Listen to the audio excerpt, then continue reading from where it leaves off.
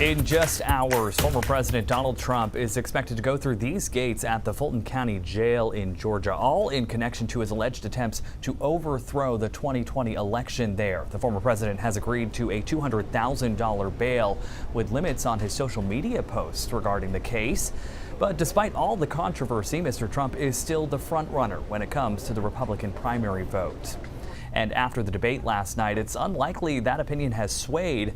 Unexpected candidates shined brighter than others on the stage, while some felt big names like Ron DeSantis fell flat. NBC's Alice Barr recaps that showdown. Off the stage, but on message, Republican presidential candidates trying to seize momentum from last night's fiery first primary debate. We need to bring the more you interrupt, the more time you get, but frankly, the more that helps Joe Biden. With the GOP frontrunner, former President Trump, choosing to skip the event, citing his sizable lead, rivals stepped into the vacuum. Entrepreneur Vivek Ramaswamy drawing the most attacks. I took it as a badge of honor. And demonstrating his own combative style. I'm the only person on the stage who isn't bought and paid for. I've had enough already tonight of a guy who sounds like ChatGPT standing up here.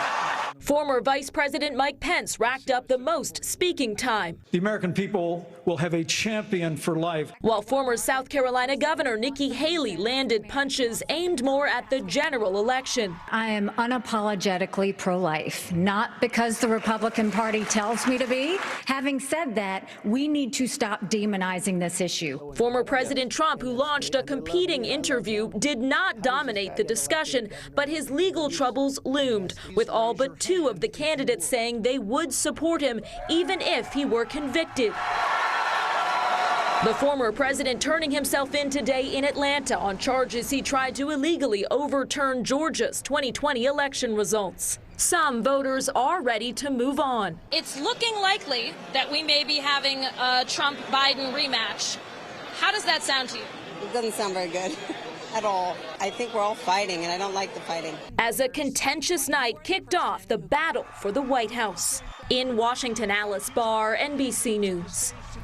Now, the next debate is slated for September, but the debate stage could be smaller. Candidates will have to register at least 3% in at least 2 national polls to qualify.